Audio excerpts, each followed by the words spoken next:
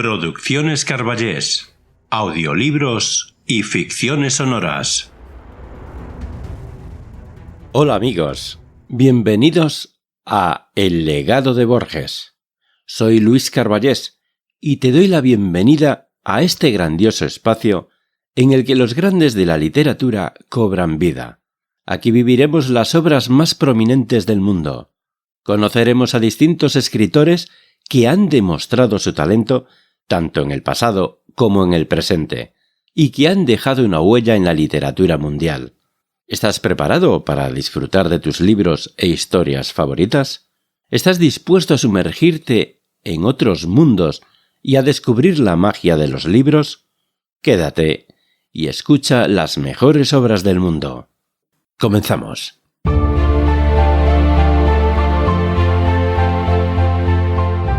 Hace mucho tiempo nació un gran escritor, pero antes que escritor fue lector y devoraba libros y libros, de aventuras, de política, de religión, drama, terror, y al final decidió escribir, y escribió maravillosas historias, todas ellas llenas de ingenio, de destreza con la pluma, de imaginación sin límites.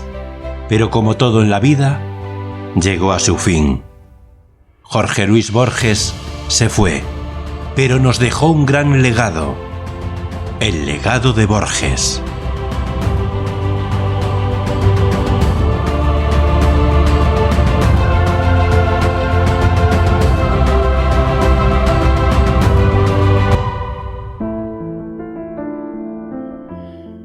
En el programa de hoy he elegido un ensayo de Edgar Allan Poe, uno de los más grandes genios de la literatura del terror. Además de eso, tenía una particular atracción por el ensayo y la crítica. Poe fue un escritor estadounidense que desde muy niño tuvo que pasar por momentos difíciles como la muerte de sus padres. No obstante, tenía un talento genuino para la escritura. Empezó escribiendo poemas para luego pasar a relatos de terror. Su interesante narrativa culta, junto a su estilo crítico y particular, le dieron cierta notoriedad en el mundo. Algunos de los mejores ensayos de Poe han sido El principio poético, Eureka, Charles Dickens, Longfellow, Hawthorne, Criptografía, Arabia Pétrea y Marginalia. La obra que he escogido se titula Método de composición, o conocido también como Filosofía de la composición. En este ensayo, Poe explica el proceso que siguió para crear su obra titulada El Cuervo. Aquí se distinguen ciertas metodologías de escritura que todo escritor debería tener para cautivar al lector. En pocas palabras, el autor intenta dar consejos de cómo escribir una magnífica historia. Las ideas principales del ensayo son las siguientes. La extensión de la obra es importante. Si se escribe un cuento o un poema en varias sesiones, podría debilitarse por completo. Una historia de ficción se debe escribir desde la escena final. El autor tiene que conocer el desenlace y el efecto que tendrá en los lectores. Los puntos de la historia no pueden ser al azar, sino más bien deben satisfacer tanto a críticos como a lectores. Y ahora os dejo con el relato. Que lo disfrutéis. Hasta la semana que viene.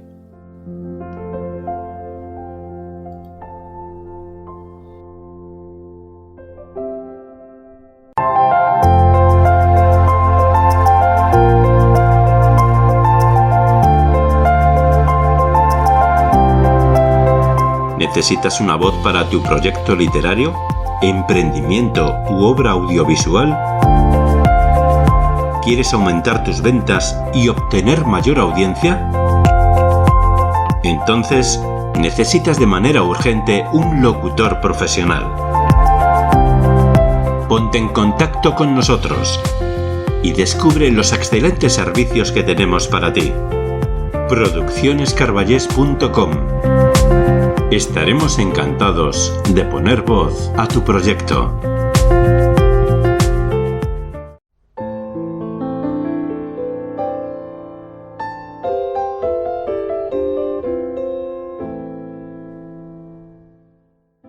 Método de composición.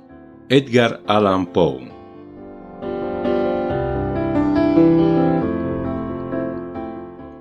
En una nota que en estos momentos tengo a la vista, Charles Dickens dice lo siguiente, refiriéndose a un análisis que efectué del mecanismo de Barnaby Rudge. Saben, dicho sea de paso, que Godwin escribió su Caleb Williams al revés. Comenzó enmarañando la materia del segundo libro y luego, para componer el primero, pensó en los medios de justificar todo lo que había hecho. Se me hace difícil creer que fuera ese precisamente el modo de composición de Godwin. Por otra parte, lo que él mismo confiesa no está de acuerdo en manera alguna con la idea de Dickens. Pero el autor de Caleb Williams era un autor demasiado entendido para no percatarse de las ventajas que se pueden lograr con algún procedimiento semejante. Si algo hay evidente en que un plan cualquiera que sea digno de este nombre ha de haber sido trazado con vistas al desenlace antes que la pluma ataque el papel. Solo si se tiene continuamente presente la idea del desenlace, podemos conferir a un plan su indispensable apariencia de lógica y de casualidad, procurando que todas las incidencias, y en especial el tono general, tienda a desarrollar la intención establecida. Creo que existe un radical error en el método que se emplea por lo general para construir un cuento. Algunas veces la historia nos proporciona una tesis. Otras veces el escritor se inspira en un caso contemporáneo o bien, en el mejor de los casos, se las arregla para combinar los hechos sorprendentes que han de tratar simplemente la base de su narración, proponiéndose introducir las descripciones, el diálogo o bien su comentario personal donde quiera que un resquicio en el tejido de la acción brinde la ocasión de hacerlo. A mi modo de ver, la primera de todas las consideraciones debe ser la de un efecto que se pretende causar, teniendo siempre a la vista la originalidad, porque se traiciona a sí mismo quien se atreve a prescindir de un medio de interés tan evidente. Yo me digo, ante todo, entre los innumerables efectos o impresiones que es capaz de recibir el corazón, la inteligencia, o hablando en términos más generales, el alma, ¿cuál será el único que yo deba elegir en el caso presente? Habiendo ya elegido un tema novelesco y, a continuación, un vigoroso efecto que producir, indago si vale más evidenciarlo mediante los incidentes, o bien el tono, o bien por los incidentes vulgares y un tono particular, o bien por una singularidad equivalente de tono y de incidentes. Luego, busco a mi alrededor, o acaso mejor en mí mismo, las combinaciones de acontecimientos o de tomos que pueden ser más adecuados para crear el efecto en cuestión. He pensado a menudo cuán interesante sería un artículo escrito por un autor que quisiera y que pudiera describir, paso a paso, la marcha progresiva seguida en cualquiera de sus obras hasta llegar al término definitivo de su relación. Me sería imposible explicar por qué no se ha ofrecido nunca al público un trabajo semejante, pero quizá la vanidad de los autores haya sido la causa más poderosa que justifique esa laguna literaria. Muchos escritores, especialmente los poetas, prefieren dejar creer a la gente que escriben gracias a una especie de sutil frenesí o de intuición extática. Experimentarían verdaderos escalofríos si tuvieran que permitir al público echar una ojeada tras el telón para contemplar los trabajosos y vacilantes embriones de pensamientos.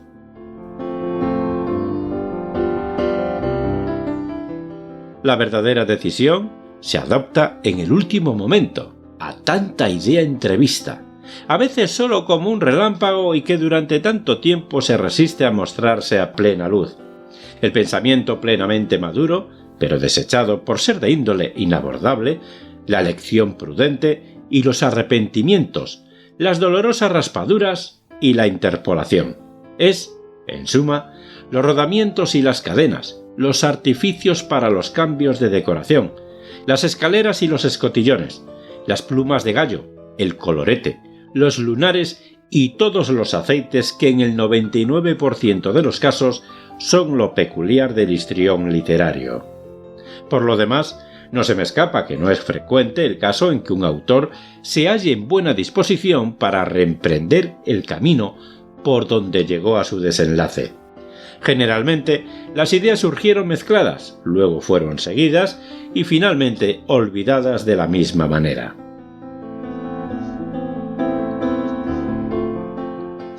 En cuanto a mí, no comparto la repugnancia de que acabo de hablar, ni encuentro la menor dificultad en recordar la marcha progresiva de todas mis composiciones. Puesto que el interés de este análisis o reconstrucción, que se ha considerado como un desideratum en literatura, es enteramente independiente de cualquier supuesto ideal en lo analizado, no se me podrá censurar que salte a las conveniencias si revelo aquí el modus operandi con que logré construir una de mis obras. Escojo para ello El Cuervo, debido a que es la más conocida de todas. Consiste mi propósito en demostrar que ningún punto de la composición puede atribuirse a la intuición ni al azar, y que aquella avanzó hacia su terminación, paso a paso, con la misma exactitud y la lógica rigurosa propias de un problema matemático.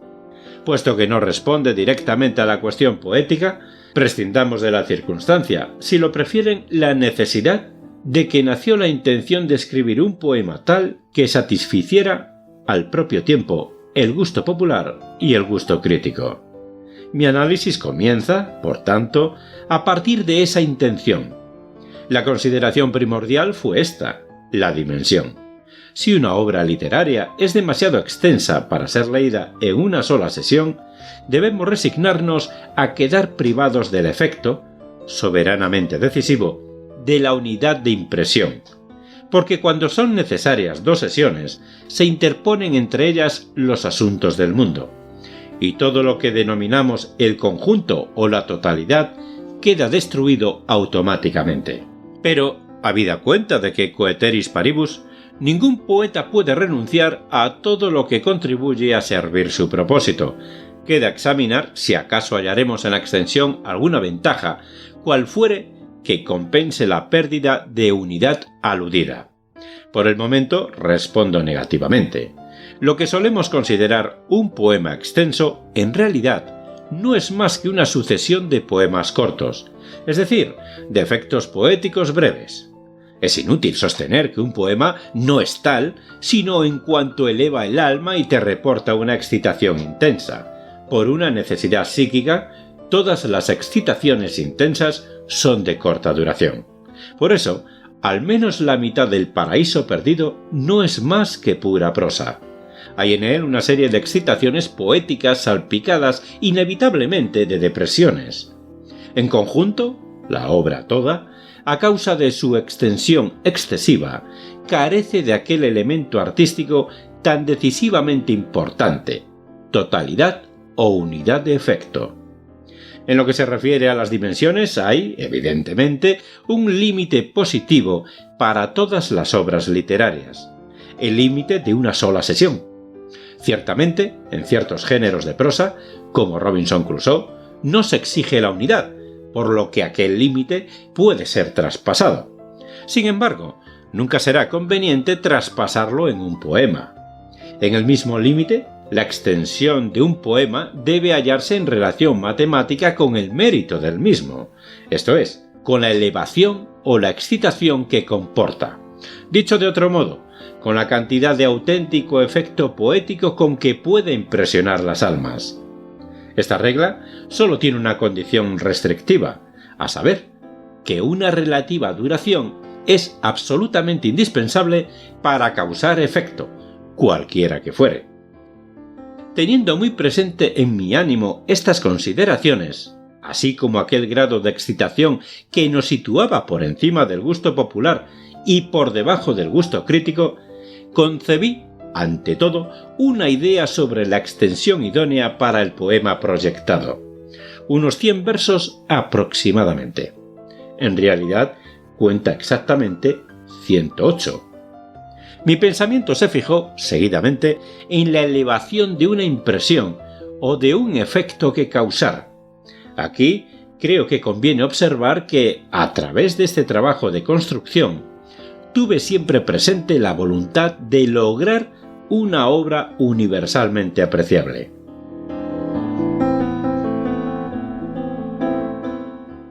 Me alejaría demasiado de mi objetivo inmediato presente si me entretuviese en demostrar un punto en que he insistido muchas veces, que lo bello es el único ámbito legítimo de la poesía.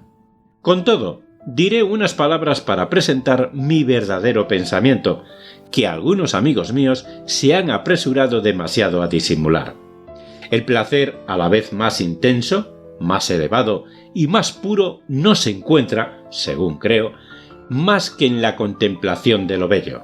Cuando los hombres hablan de belleza, no entienden precisamente una cualidad, como se supone, sino una impresión. En suma, tienen presente la violenta y pura elevación del alma, no del intelecto ni del corazón, que ya he descrito y que resulta de la contemplación de lo bello.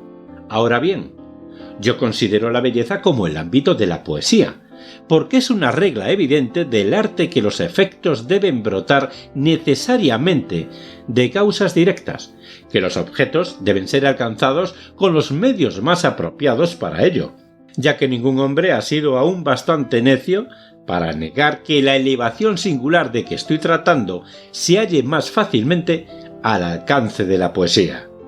En cambio, el objeto verdad o satisfacción del intelecto y el objeto pasión o excitación del corazón son mucho más fáciles de alcanzar por medio de la prosa, aunque, en cierta medida, queden también al alcance de la poesía.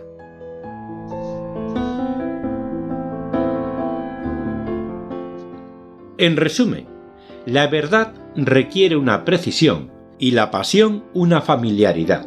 Los hombres verdaderamente apasionados me comprenderán, radicalmente contrarias a aquella belleza, que no es sino la excitación, debo repetirlo, o el embriagador arrobamiento del alma.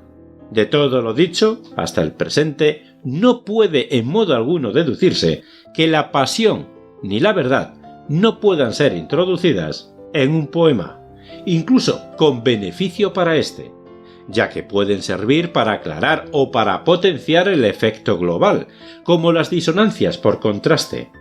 Pero el auténtico artista se esforzará siempre en reducirlas a un papel propicio al objeto principal que se pretenda, y además en rodearlas, tanto como pueda, de la nube de belleza que es atmósfera y esencia de la poesía. En consecuencia, considerando lo bello como mi terreno propio, me pregunté entonces cuál es el tono para su manifestación más alta. Este había de ser el tema de mi siguiente meditación. Ahora bien, toda la experiencia humana coincide en que ese tono es el de la tristeza. Cualquiera que sea su parentesco, la belleza, en su desarrollo supremo, induce a las lágrimas, inevitablemente, a las almas sensibles. Así, pues, la melancolía es el más idóneo de los tonos poéticos. Una vez determinados así la dimensión, el terreno y el tono de mi trabajo, me dediqué a la busca de alguna curiosidad artística e incitante que pudiera actuar como clave en la construcción del poema, de algún eje sobre el que toda la máquina hubiera de girar, empleando para ello el sistema de la introducción ordinaria. Reflexionando detenidamente sobre todos los efectos de arte conocidos, o más propiamente, sobre todos los medios de efecto, entendiendo este término en su sentido escénico, no podía escapárseme que ninguno había sido empleado con tanta frecuencia como el estribillo. La universalidad de éste bastaba para convencerme acerca de su intrínseco valor, evitándome la necesidad de someterlo a un análisis. En cualquier caso, yo no lo consideraba sino en cuanto susceptible de perfeccionamiento, y pronto advertí que se encontraba aún en un estado primitivo. Tal como habitualmente se emplea, el estribillo no solo queda limitado a las composiciones líricas, sino que la fuerza de la impresión que debe causar depende del vigor de la monotonía en el sonido y en la idea. Solamente se logra el placer mediante la sensación de identidad o de repetición. Entonces yo resolví variar el efecto, con el fin de acrecentarlo, permaneciendo en general fiel a la monotonía del sonido, pero alterando continuamente el de la idea. Es decir, me propuse causar una serie continua de efectos nuevos, con una serie de variadas aplicaciones del estribillo, dejando que éste fuese casi siempre parecido. Habiendo ya fijado estos puntos, me preocupé por la naturaleza de mi estribillo. Puesto que su aplicación tenía que ser variada con frecuencia, era evidente que el estribillo en cuestión había de ser breve, pues hubiera sido una dificultad insuperable variar frecuentemente las aplicaciones de una frase un poco extensa. Por supuesto, la facilidad de variación estaría proporcionada a la brevedad de una frase. Ello me condujo seguidamente a adoptar como estribillo ideal una única palabra. Entonces me absorbió la cuestión sobre el carácter de aquella palabra. Habiendo decidido que habría un estribillo, la división del poema en estancias resultaba un corolario necesario, pues el estribillo constituye la conclusión de cada estrofa. No admitía duda para mí que semejante conclusión o término, para poseer fuerza, debía ser necesariamente sonora y susceptible de un énfasis prolongado. Aquellas consideraciones me condujeron inevitablemente a la O larga, que es la vocal más sonora, asociada a la R, porque esta es la consonante más vigorosa.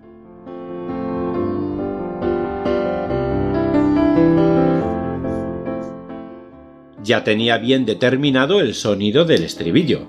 A continuación era preciso elegir una palabra que lo contuviese y al propio tiempo estuviese en el acuerdo más armonioso posible con la melancolía que yo había adoptado como tono general del poema.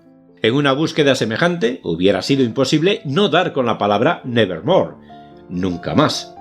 En realidad fue la primera que se me ocurrió. El siguiente fue este: ¿cuál será el pretexto útil para emplear continuamente la palabra nevermore? Al advertir la dificultad que se me planteaba para hallar una razón válida de esa repetición continua, no dejé de observar que surgía tan solo de que dicha palabra, repetida tan cerca y monótonamente, había de ser proferida por un ser humano. En resumen, la dificultad consistía en conciliar la monotonía aludida con el ejercicio de la razón en la criatura llamada a repetir la palabra. Surgió entonces la posibilidad de una criatura no razonable y, sin embargo, dotada de palabra. Como lógico, lo primero que pensé fue un loro. Sin embargo, este fue reemplazado al punto por un cuervo, que también está dotado de palabra y además resulta infinitamente más acorde con el tono deseado en el poema. Así, pues, había llegado por fin a la concepción de un cuervo. El cuervo, ave de mal agüero, repitiendo obstinadamente la palabra nevermore al final de cada estancia en un poema de tono melancólico y una extensión de unos 100 versos aproximadamente. Entonces, sin perder de vista el superlativo o la perfección en todos los puntos, me pregunté, entre todos los melancólicos, ¿cuál lo es más, según lo entiende universalmente la humanidad? Respuesta inevitable: la muerte. Y, cuando ese asunto, el más triste de todos, resulta ser también el más poético. Según lo ya explicado con bastante amplitud, la respuesta puede colegirse fácilmente cuando se alíe íntimamente con la belleza. Luego, la muerte de una mujer hermosa es, sin disputa de ninguna clase, el tema más poético del mundo, y queda igualmente fuera de duda que la boca más apta para desarrollar el tema es precisamente la del amante privado de su tesoro.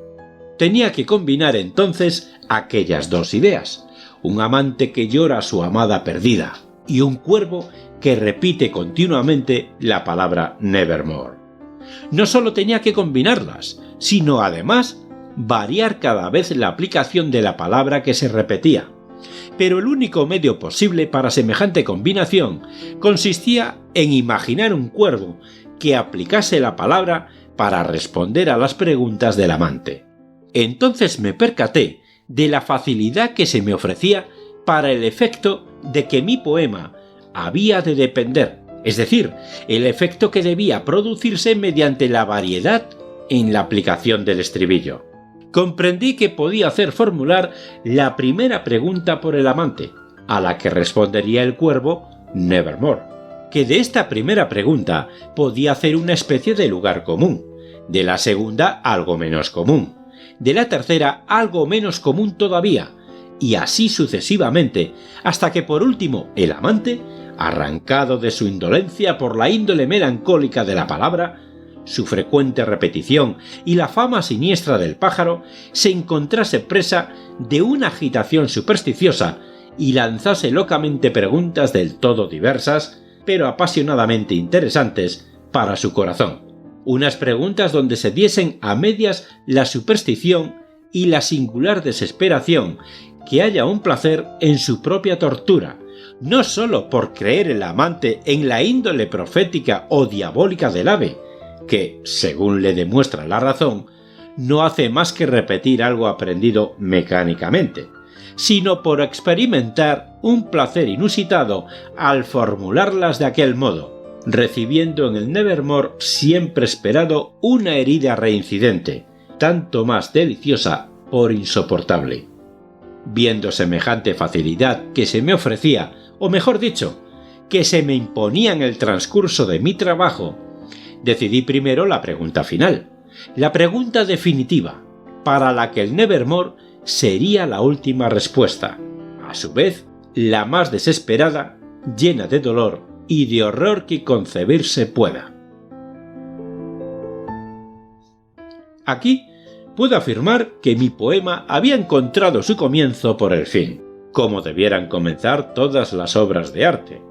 Entonces, precisamente en este punto de mis meditaciones, tomé por vez primera la pluma para componer la siguiente estancia. Profeta, aire, ente de mal agüero, ave o demonio, pero profeta siempre, por ese cielo tendido sobre nuestras cabezas, por ese Dios que ambos adoramos, di a esta alma cargada de dolor si en el paraíso lejano podrá besar a una joven santa que los ángeles llaman Leonor. Besar a una preciosa y radiante joven que los ángeles llaman Leonor. El cuervo dijo: nunca más.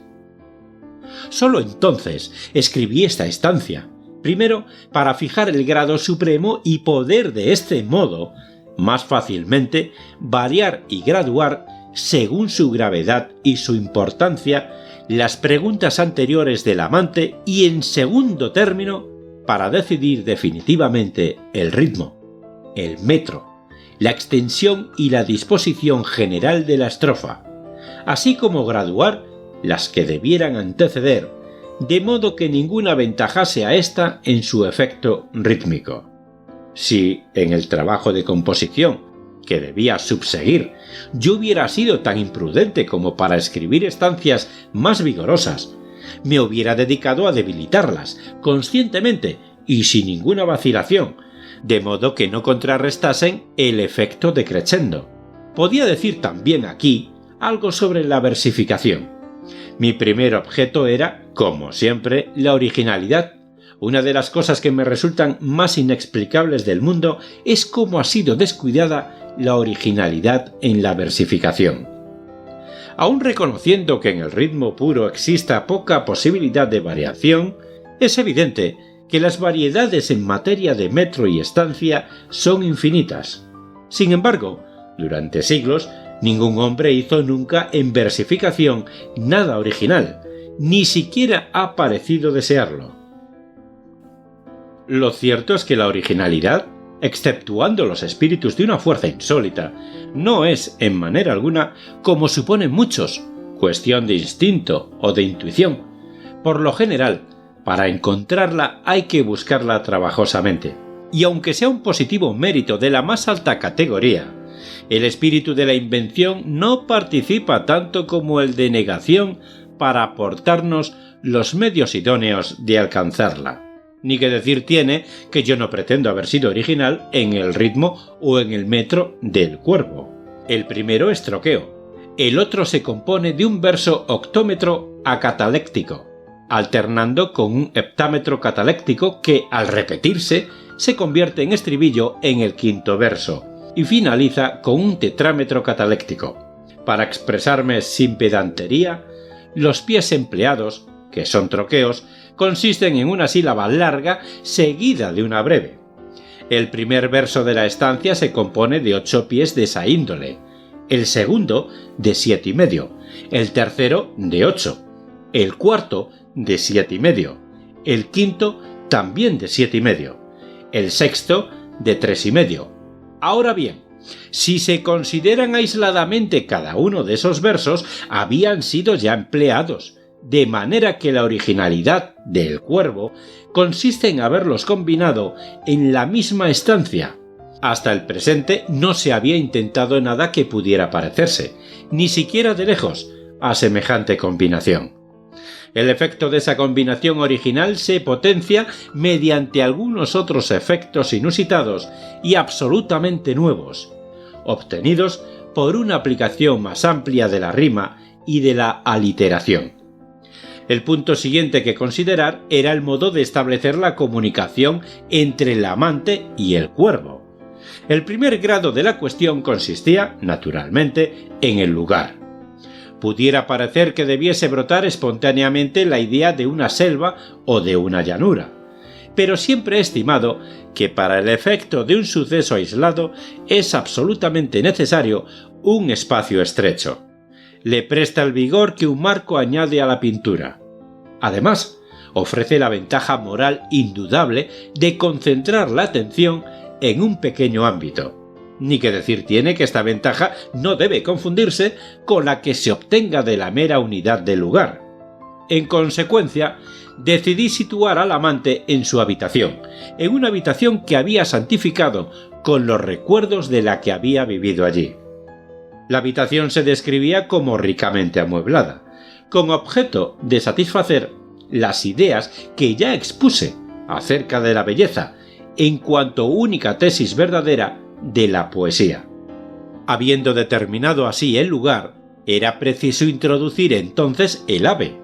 La idea de que ésta penetrase por la ventana resultaba inevitable. Que el amante supusiera, en el primer momento, que el aleteo del pájaro contra el postigo fuese una llamada a su puerta, era una idea brotada de mi deseo de aumentar la curiosidad del lector, obligándole a aguardar, pero también el deseo de colocar el efecto incidental de la puerta abierta de par en par por el amante, que no haya más que oscuridad, y que por ello puede adoptar en parte la ilusión de que el espíritu de su amada ha venido a llamar. Hice que la noche fuera tempestuosa, primero para explicar que el Cuervo buscase la hospitalidad, también para crear el contraste con la serenidad material reinante en el interior de la habitación. Así, también, hice posarse el ave sobre el busto de Palas para establecer el contraste entre su plumaje y el mármol. Se comprende que la idea del busto ha sido suscitada únicamente por el ave. Que fuese precisamente un busto de Palas se debió en primer lugar a la relación íntima con la erudición del amante y en segundo término a causa de la propia sonoridad del nombre de Palas. Hacia mediados del poema exploté igualmente la fuerza del contraste con el objeto de profundizar la que sería la impresión final. Por eso, confería a la entrada del Cuervo un matiz fantástico, casi lindante con lo cómico, al menos hasta donde mi asunto lo permitía. El Cuervo penetra con un tumultuoso aleteo. No hizo ni la menor reverencia, no se detuvo, no vaciló ni un minuto, pero con el aire de un señor o de una dama, colgóse sobre la puerta de mi habitación. En las 2 estancias siguientes, el propósito se manifiesta aún más. Entonces aquel pájaro de ébano, que por la gravedad de su postura y la severidad de su fisonomía, inducía mi triste imaginación a sonreír. «Aunque tu cabeza», le dije, «no lleve ni capote ni cimera, ciertamente no eres un cobarde, lúgubre y antiguo cuervo, partido de las riberas de la noche. Dime cuál es tu nombre señorial en las riberas de la noche plutónica». El cuervo dijo, «Nunca más». Me maravilló que aquel desgraciado volátil entendiera tan fácilmente la palabra, si bien su respuesta no tuvo mucho sentido y no me sirvió de mucho, porque hemos de convenir en que nunca más fue dado a un hombre vivo el ver a un ave encima de la puerta de su habitación, a un ave o a una bestia sobre un busto esculpido encima de la puerta de su habitación, llamarse un nombre tal como «nunca más». Preparado así el efecto del desenlace, me apresuro a abandonar el tono fingido y a adoptar el serio, más profundo. Este cambio de tono se inicia en el primer verso de la estancia que sigue a la que acabo de citar. Mas el cuervo, posado solitariamente en el busto plácido, no profirió, etc. A partir de este momento, el amante ya no bromea, ya no ve nada ficticio en el comportamiento del ave. Habla de ella en los términos de una triste, desgraciada, siniestra, enjuta y augural ave de los tiempos antiguos, y siente los ojos ardientes que le abrasan hasta el fondo del corazón. Esa transición de su pensamiento y esa imaginación del amante tienen como finalidad predisponer al lector a otras análogas, conduciendo el espíritu hacia una posición propicia para el desenlace, que sobrevendrá tan rápida y directamente como sea posible. Con el desenlace propiamente dicho, expresado en el jamás del cuervo, en respuesta a la última pregunta del amante, ¿encontrará a su amada en el otro mundo?, puede considerarse concluido el poema en su fase más clara y natural, la de simple narración. Hasta el presente, todo se ha mantenido en los límites de lo explicable y lo real. Un cuervo ha aprendido mecánicamente la única palabra, jamás. Habiendo huido de su propietario, la furia de la tempestad le obliga, a medianoche, a pedir refugio en una ventana donde aún brilla una luz, la ventana de un estudiante que, divertido por el incidente, le pregunta en broma su nombre, sin esperar respuesta. Pero el cuervo, al ser interrogado, responde con su palabra habitual, «nunca más». Palabra que inmediatamente suscita un eco melancólico en el corazón del estudiante, y éste, expresando en voz alta los pensamientos que aquella circunstancia le sugiere, se emociona ante la repetición del jamás. El estudiante se entrega a las suposiciones que el caso le inspira, mas el ardor del corazón humano no tarda en inclinarle a martirizarse, asimismo y también por una especie de superstición a formularle preguntas que la respuesta inevitable, el intolerable nunca más, le proporcione la más horrible secuela de sufrimiento en cuanto amante solitario. La narración, en lo que he designado como su primera fase o fase natural, halla su conclusión precisamente en esa tendencia del corazón a la tortura, llevada hasta el último extremo. Hasta aquí no se ha mostrado nada que pase los límites de la realidad, pero en los temas manejados de esta manera, por mucha que sea la habilidad del artista y mucho el lujo de incidentes con que se adornen, siempre quedan cierta rudeza y cierta desnudez que dañan la mirada de la persona sensible. Dos elementos exigen eternamente, por una parte, cierta suma de complejidad, dicho con mayor propiedad, de combinación; por otra, cierta cantidad de espíritu sugestivo, algo así como una vena subterránea de pensamiento, invisible e indefinido. Esta última cualidad es la que le confiere a la obra de arte el aire opulento que a menudo cometemos la estupidez de confundir con el ideal, lo que transmuta en prosa, y prosa de la más baja estofa, la pretendida poesía de los que se denominan trascendentalistas. Es justamente el exceso en la expresión del sentido que sólo debe quedar insinuado, la manía de convertir la corriente subterránea de una obra en la otra corriente, visible en la superficie. Convencido de ello, añadí las 2 estancias que concluyen el poema, porque su calidad sugestiva había de penetrar en toda la narración antecedente. La corriente subterránea del pensamiento se muestra por primera vez en estos versos. Arranca tu pico de mi corazón y precipita tu espectro lejos de mi puerta. El cuervo dijo, nunca más. Quiero subrayar que la expresión de mi corazón encierra la primera expresión poética. Estas palabras, con la correspondiente respuesta, jamás, disponen el espíritu a buscar un sentido moral en toda la narración que se ha desarrollado anteriormente.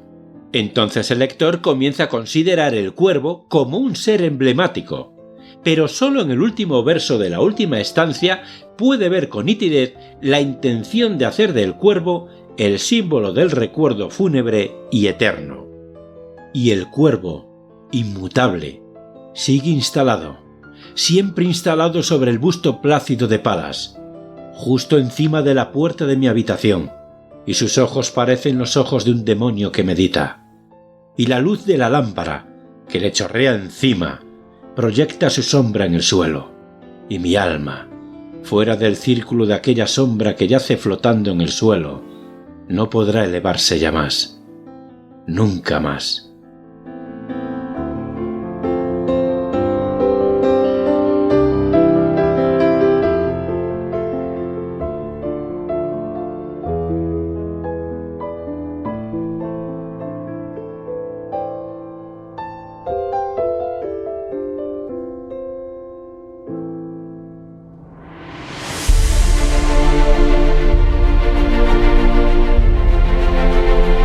Si os gusta el legado de Borges, darle like, compartirlo en vuestras redes sociales y suscribiros al podcast a través de Spreaker, iTunes, Blueberry, Spotify, YouTube o cualquiera de las muchas aplicaciones de podcast existentes. Ya sabéis que es totalmente gratis. Para sugerencias, comentarios o peticiones, utilizar las redes sociales Facebook, Twitter, Instagram, poniendo el hashtag El Legado de Borges. También podéis hacerlo en mi página web, produccionescarballés.com, o enviándome un correo al mail contacto@produccionescarballés.com o al mail produccionescarballés@gmail.com. Te contestaré a la mayor brevedad posible. Además, si eres escritor o poeta y quieres que narre un relato o un poema de tu autoría, te insto a que te pongas en contacto conmigo a través de los medios ya mencionados.